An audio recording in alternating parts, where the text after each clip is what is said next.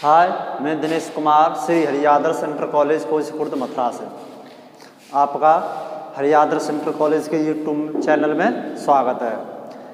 हमने आपको इम्परेटिव का इनडायरेक्ट बताया था पिछली क्लास में।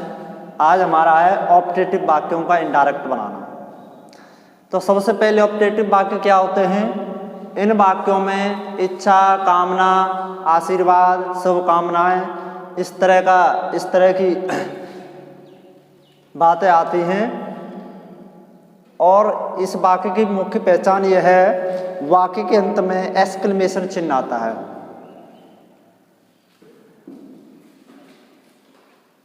यदि रिपोर्टेड स्पीच में इच्छा या कामना हो तो रिपोर्टिंग वर्ब को विश्ड में बदल देते हैं। यदि रिपोर्टेड स्पीच में अभिशाप का भाव हो तो रिपोर्टिंग वर्ब को कर्स्ड में बदल देते हैं। यदि रिपोर्टेड स्पीच में प्रार्थना का भाव हो तो रिपोर्टिंग वर्ब को प्रेड में बदल देते हैं।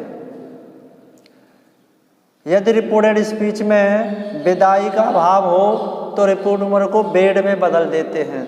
विदाई वाले शब्द होते हैं, जैसे गुड नाइट है, गुड नाइट करते हैं तो सब विदा होते हैं। गुड बाय है, ये शब्द फेयरवेल है, ये शब्द विदाई में प्रयोग होते हैं। कंजक्शन दैट लगाते हैं। वाक्य में आवश्यक परिवर्तन करते हुए वाक्य को साधारण बना देते हैं तथा फुल स्टॉप का प्रयोग करते हैं। आवश्यक परिवर्तन टेंस परिवर्तन है, पर्सन्स परिवर्तन है और विशेष शब्द परिवर्तन है। देखिए एग्जाम्पल देखते हैं। He said to me, may you live long. उसने मुझसे कहा, may you live long, तुम्हारी उम्र लंबी हो, मतलब शुभ कामना की जा रही है। तो शुभ कामना के लिए विश्ड का प्रयोग करते हैं। ऑप्टेटिव वाक्यों में हमेशा रिपोर्टिंग वर्ब के बाद, विश्ड के बाद, प्रेड के बाद ऑब्जेक्ट लगाने की ज़रूरत नहीं होती है, इसलिए इनमें ऑब्जेक्ट नहीं लगाते हैं। तो देखिए बहुत सरल है, आसान है। ही विश्ड दैट, ऑब्जेक्ट लगाने की कोई ज़रूरत नहीं है। मे यू लिव लॉन्ग, इस वाक्य को साधारण बनाएंगे, परिवर्तन भी करेंगे। यू सब्जेक्ट है, you change according to object और रिपोर्टिंग वर्ब। मी हमारा यहाँ पे ऑब्जेक्टिव केस है, लेकिन यू सब्जेक्ट केस है, तो मी का क्या आएगा? आई। मे का माइट हो जाएगा टेंस परिवर्तन करते हुए।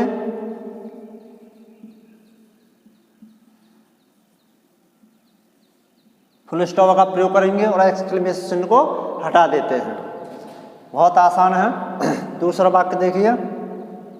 The hermit said may you go to hell, साधु ने कहा तुम नरक को जाएं, मतलब अभिशाप दिया जा रहा है, शाप दिया जा रहा है। तो सीधा बात है, अभिशाप के लिए रिपोर्टिंग वर्ब को कर्स्ड में बदल देते हैं। बहुत आसान है। The hermit cursed that, you को बदलेंगे। मैंने आपको बताया था क्या मानते हैं आप, मी मानते हैं या आई मानते हैं? कुछ भी मान लो आप। मी मानेंगे तो यहाँ पे आई करना पड़ेगा, हिम मानोगे तो ही करना पड़ेगा। मी मान लो तो आई हो जाएगा, आई माइट। मे का माइट साधारण वाक्य बनेगा, गो टू हेल, इस तरह से नोट कर लो। देखिए अब इसके एग्जाम्पल लिए थे, अब नीचे के एग्जाम्पल देख लो। He said to me may God help you, उसने मुझसे कहा मे गॉड हेल्प यू, भगवान तुम्हारी सहायता करे।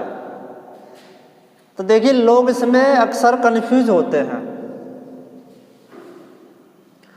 जब कोई व्यक्ति से सीधे प्रार्थना करता है, वहाँ पे रिक्वेस्ट लगाते हैं।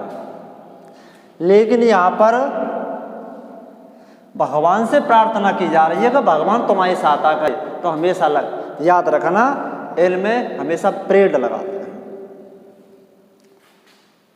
कि ही प्रेड मी धुई आएगा।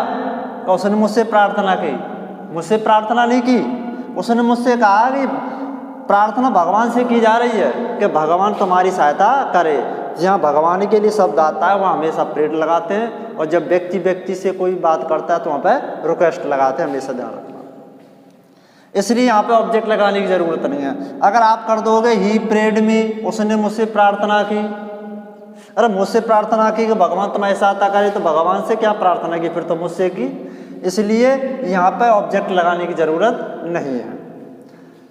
प्रार्थना का भाव, he said goodbye my friend, goodbye, good night, farewell, adieu, ये शब्द ऐसे हैं, टाटा, बाय बाय, ये शब्द हमेशा विदाई का संकेत करते हैं। तो इसमें विदाई का भाव है तो बेड लगाते हैं। Ravi said good morning my friend, देखो गुड मॉर्निंग मिलते हैं, इसमें सुप्रभात मतलब शुभ कामना कीजिए, गुड मॉर्निंग हो, दोपहर की नमस्ते हो, शाम की नमस्ते हो, इसमें सभी में विशिष्ट का प्रयोग करते हैं।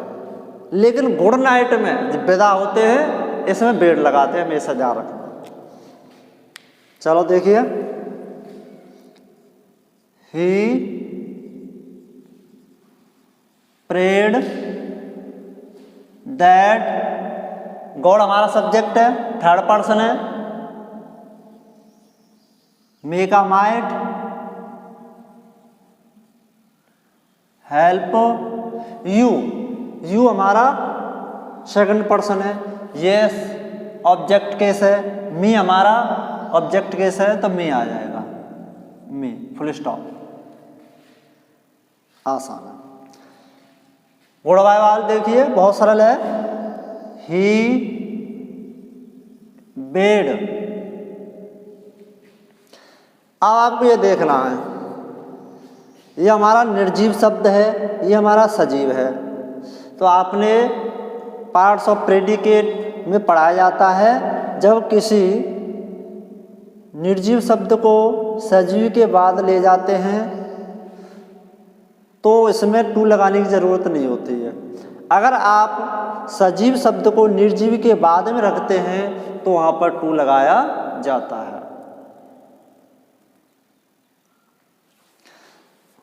आपके उदाहरण के लिए अभी बता देता हूँ, देखिए,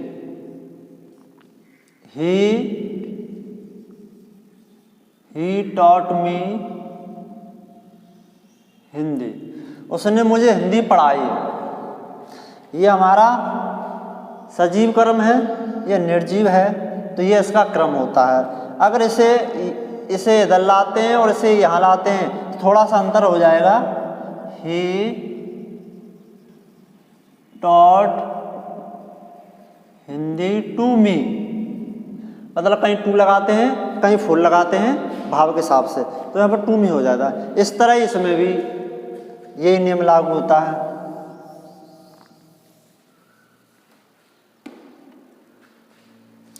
ही बेड गुड बाय, माई को बदल दो हिज, लेकिन इसे पीछे लगा रहे हैं तो to his friends, full stop. एक तो ये तरीका है, आप दूसरे तरीके से करना चाहें तो ऐसे भी कर सकते हैं।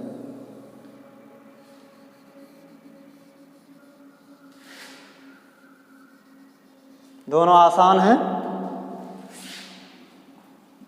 He bade his friends goodbye, दोनों तरीके से कर सकते हैं। Ravi sir good morning, good morning सुप्रभात मतलब शुभ कामना की जाती है, इसमें हमेशा विशिष्ट का प्रयोग करेंगे। यह भी इसी तरह दोनों तरीके से बना सकते हो। Ravi wished good morning my को रवि से बदलोगे, पजेसिव केस है हिज फ्रेंड, फुल स्टॉप। इस तरह आपका ये ऑप्टेटिव वाला सेंटेंसों का इनडायरेक्ट बनाना आपका कंप्लीट हुआ। क्या मिनट की वीडियो बन गई?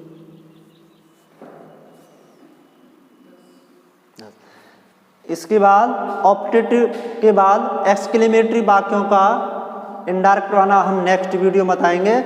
तब तक के लिए नमस्कार, थैंक यू।